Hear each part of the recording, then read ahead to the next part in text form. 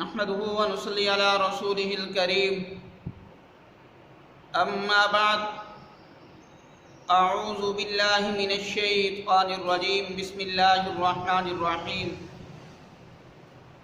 وكره إليكم الكفر والفسوق والعصيان وقال الله تبارك وتعالى في مقام آخر إنك لعلى خلق عظيم صدق اللہ العلی العظیم۔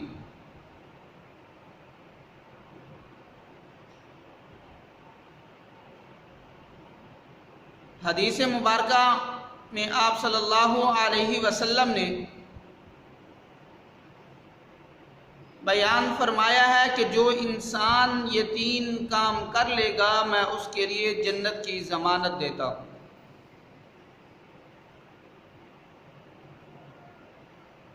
اور وہ کام کرنا کوئی مشکل نہیں ہے، وہ کام کرنا بہت ہی آسان ہے۔ اگر انسان وہ صرف 3 کام کرنے والا بن جائے اور اللہ کے نبی نے ان کاموں کے بدلے میں جنت کی ضمانت دی ہے۔ چھوٹے سے اعمال ہیں، چھوٹے سے کام ہیں۔ پہلا کام ہے، حضرت ابو امامہ رضی اللہ تعالی عنہ سے روایت ہے، وہ بیان فرماتے ہیں کہ آپ صلی اللہ علیہ وسلم نے فرمایا کہ جو انسان اپنے حق پر ہوتے ہوئے جھگڑا چھوڑ دے تو اللہ کے نبی نے فرمایا کہ میں اس کے لیے ضمانت دیتا ہوں کہ وہ جنت کے گرد میں اللہ اس کو جگہ عطا فرمائیں گے۔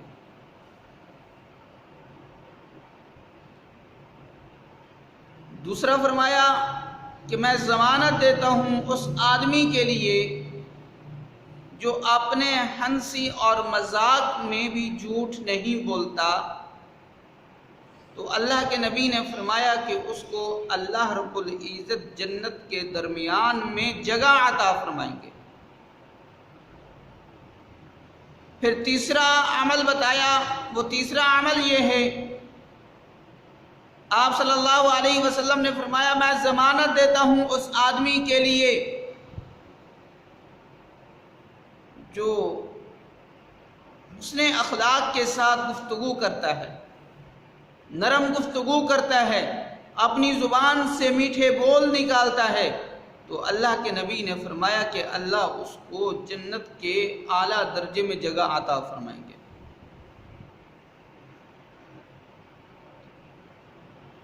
یہ 3 کام ہیں۔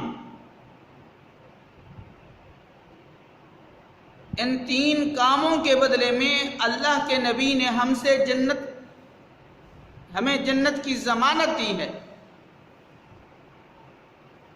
اگر آج کل ہم اپنے معاشرے کی طرف نظر دوڑاتے ہیں،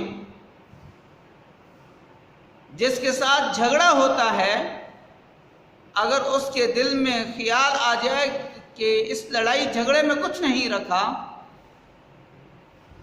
میں معاف کر دیتا ہوں، میں اس جھگڑے سے دور رہنا چاہتا ہوں، تو آپس کے جو دوست احباب ہوتے ہیں وہ اس لڑائی اور جھگڑے کے لیے اس کو بھڑکاتے ہیں، تماشا دیکھتے ہیں۔ تو میرا بھائی، اگر ہم یہ ایک چھوٹا سا کام کرنے والے بن جائیں تو اللہ کے نبی کی طرف سے ہمیں جنت کی ضمانت ملے گی۔ اور دوسرا فرمایا کہ جو انسان اپنی مذاق میں، ہنسی مذاق میں جھوٹ نہیں بولتا، اللہ کے نبی نے اس کے لیے جنت کے درمیان میں مکان کی ضمانت دی ہے۔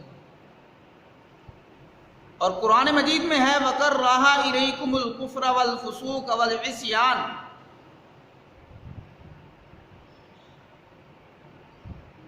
اللہ رب العزت انسانوں کے لیے کفر، عصیان اور نافرمانی کو ناپسند فرماتے ہیں، اور یہ جھوٹ بولنا یہ بہت بڑی نافرمانی ہے۔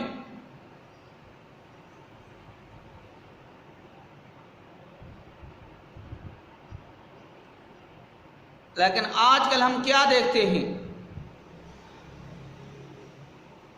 کہ جب ہم آپس میں مذاق کرتے ہیں تو ہم لوگوں کو ہنسانے کے لیے لوگوں پر جھوٹ بولتے ہیں،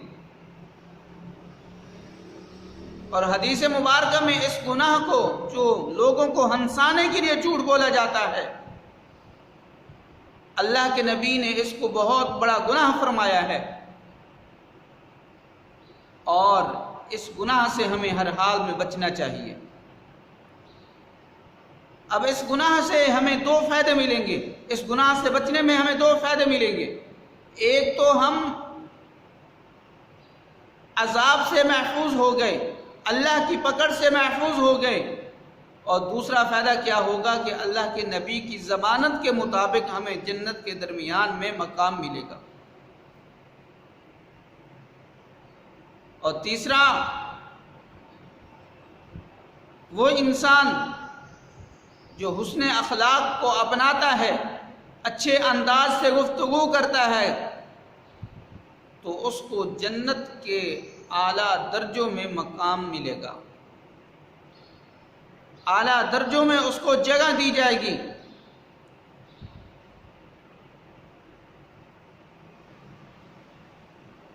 ایک دفعہ حضرت عائشہ رضی اللہ تعالی عنہا سے کسی نے سوال کیا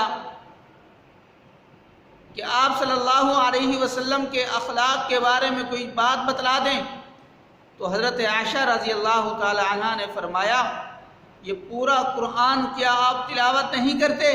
یہ پورا قرآن آپ کے اخلاق ہی تو ہیں۔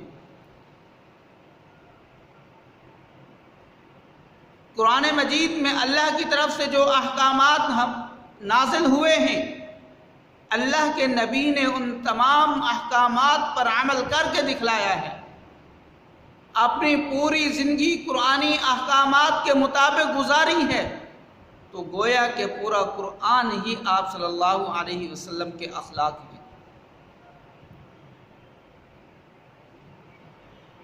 یہ جو ہماری زبان ہے،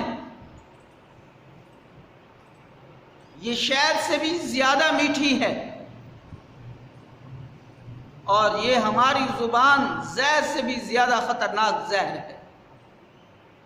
جب ہم اس سے میٹھے بول بولیں گے، پیار محبت کے الفاظ بولیں گے،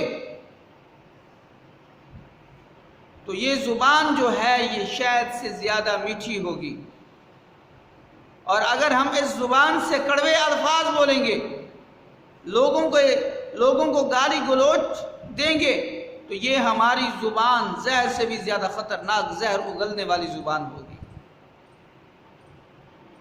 حضرت علی رضی اللہ تعالیٰ عنہ کا فرمان ہے کہ تیر اور تلوار کے زخم تو مل جاتے ہیں، لیکن یہ جو زبان ہے، جب یہ زبان کسی کو کوئی زخم پہنچاتی ہے تو وہ زخم کبھی نہیں ملتا۔ اور حضرت معاذ رضی اللہ تعالیٰ عنہ کو آپ صلی اللہ علیہ وسلم نے فرمایا تھا، اے معاذ میں آپ کو پورے دین کا خلاصہ بتلاؤں؟ تو حضرت معاذ رضی اللہ تعالیٰ عنہ نے عرض کی، اے اللہ کے نبی مجھے دین کا خلاصہ ضرور بتلائیے۔ تو اللہ کے نبی نے اپنی زبان کو پکڑا اور فرمایا کہ یہ زبان پورے دین کا خلاصہ ہے۔ اگر یہ زبان گناہ سے محفوظ ہے، اگر اس زبان سے لوگوں کو تکلیف نہیں پہنچتی، یہ زبان اللہ کی نافرمانی نہیں کرتی، تو تمہارا دین صحیح سلامت ہے۔ اگر تمہاری اس زبان سے لوگوں کو تکلیف پہنچتی ہے، تمہاری اس زبان سے غلط الفاظ نکلتے ہیں، اگر تمہاری یہ زبان اللہ کی نافرمانی کرتی ہے، تو پھر تمہارا دین بھی محفوظ نہیں ہے۔ دعا ہے کہ جو کچھ کہا ہے اللہ ہم سب کو صحیح معنی میں اس پر عمل کرنے کی توفیق عطا فرمائے، اور ہمیں اللہ یہ علم خود سیکھنے کی بھی توفیق عطا فرمائے، اور آگے لوگوں تک پہنچانے کی بھی توفیق عطا فرمائے۔ وما علینا الا البلاغ المبین۔